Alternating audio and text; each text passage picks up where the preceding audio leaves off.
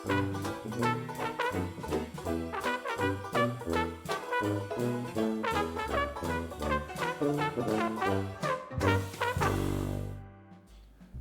going on, guys? Welcome back to Whiskey Dixon. I'm Sugarbear. I got my buddy Zack from Velvet Sasquatch Beer Reviews on YouTube. Check him out. And we are reviewing Lagavulin 11-Year Offerman Edition Islay Single Malt Scotch Whiskey. Comes in at 46% alcohol. It's a very new release from Lagavulin. I believe price-wise is in like the $100 range, maybe slightly over. It's weird to see an 11-year single malt. Don't think I've ever seen 11 years as an age statement on a single malt. And for those of you who don't know, Lagavulin is the favorite whiskey of Nick Offerman, who plays Ron Swanson on Parks and Recreation, and he kind of put it on the map. Yeah, he helped build this brand up big time. I'm pretty sure he actually owns part of the brand. There's a spitting image rendered in a 18th century style illustration. Why don't you read his little poem there? He has a beautiful little. I have traveled the world and sampled many attempts at pleasing nectars, but it is solely this distillation of Islay, a tiny, charismatic Scottish isle that has claimed my palate, and my heart into the bargain. Nick Offerman. Don't know a year. We'd like to give you that information, but we don't have it. To Nick Offerman. Now, on the nose, the peat itself is very classic Lagavulin peat. Little bit of a black tea note, not as much as you find in the 16. Definitely some cigarette smoke. 100%, yeah. And like then an old bar. Yeah, exactly. Dive bar like smoke. a lingering smoke, but the peat's definitely up front. That's like 90% of what you're getting. But what I'm smelling in this, I've never smelled in other Lagavulins, is like kind of some orchard fruit. I'm actually getting a little bit of green apple and a little bit of a pear note off of this. Apricot, yeah. There's fruit. There's more fruit in this than most Lagavulins. No, for sure. It's not anything like the 16. The standard. Yeah. For those of you who don't know, the Lagavulin 16 is probably the most widely sold of the Islay whiskeys, especially here in the States. Yeah, I feel like Scotch. Everyone knows about it, and that's mostly due to Nick Offerman and his character 100% on Parks and Rec. And it's not just an act. I mean, he genuinely drinks this stuff. He actually owns part of the distillery, and he is the man. Yeah, he definitely put him on the map. That's for sure.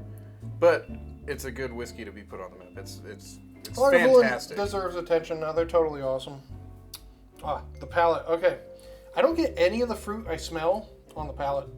The peat smoke is so strong. It's so that classic Lagavulin charcoal cigarette.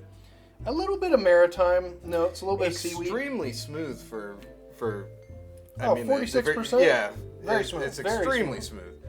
Especially at 11 years, too, actually. For such a young... for sure. That's such a young whiskey, yeah. This is... Well, this is 3 years older than their 8. So and that stuff is just a little young. It's aggressive. Yeah, and it's a higher proof too. The 8 is 48%. This one's 46. The standard 16 is 43. I feel like this is almost as smooth as the 16 though. This is it's smoothness wise. This is right there. Surprisingly smooth. Not quite as deep and dark as the 16. This is a little more lively, a little more bright and shiny, if you will. The finish for me, charcoal and cigarettes. Yeah, all day. It's like drinking a glass of fire. Grilling over your Weber with a cigarette in your mouth in a glass. Good mouthfeel. Oily, very oily. Very classic Lagavulin character to this whiskey. I can't... I'm going to put just a tiny splash more in there. I almost wish we had the 16 on hand to compare the two, because I feel like trying this right now... It's comparable, it's just a little more wick. It's a little... It's brighter. Yes. It's brighter, but it's less... It's fantastic is what it is. It's great. Yeah, this is actually... At first I was like, that's pretty young. This is, if it was more readily available, this is like really good as an introduction to a peatier Scotch whiskey. Like I started with Lagavulin 16. Most and that's people do.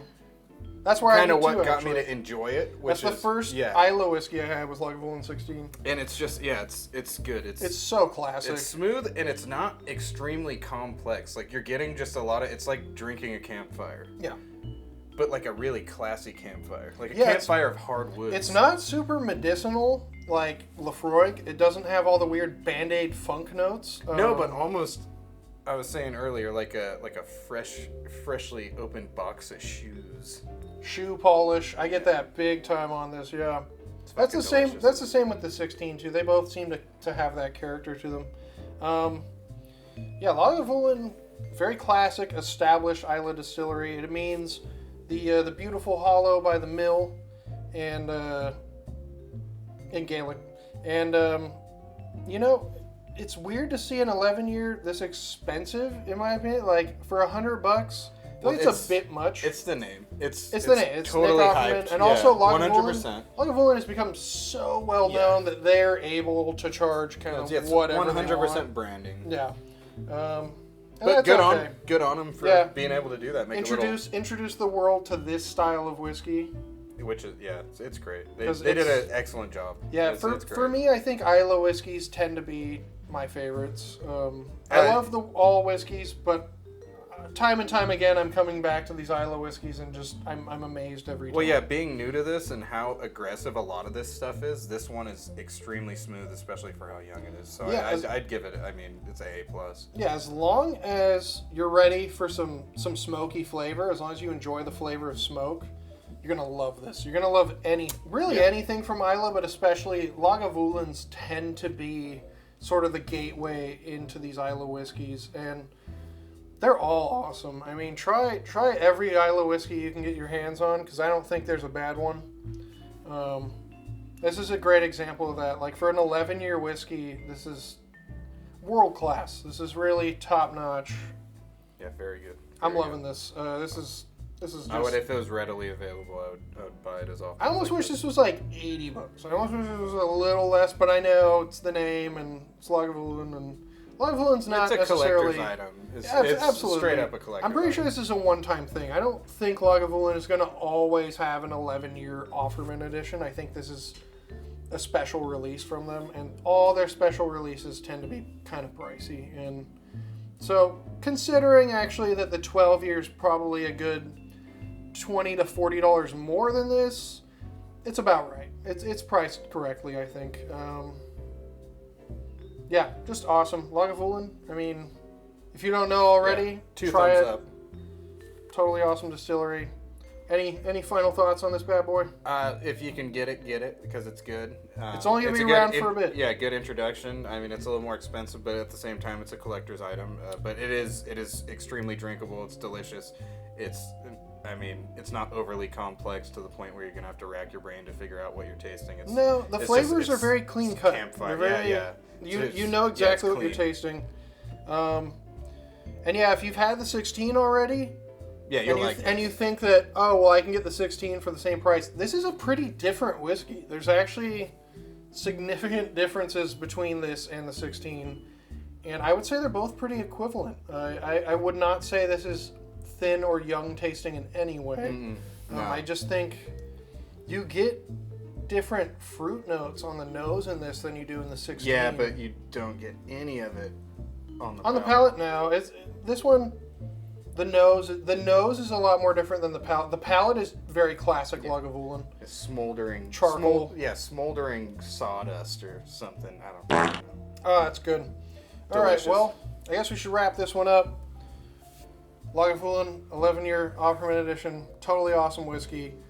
Follow us on Instagram. Give us a thumbs up if you liked the video. Let us know what else you want to see us review. And I'm Sugarbear. Zack. Got Zack here, and check out Velvet Sasquatch Beer Reviews. Yeah, Who we'll knows? putting I might even be on there at some point. Some of the other boys. Who knows? Yeah. And till next time, Sláinte. Sláinte. And keep on drinking.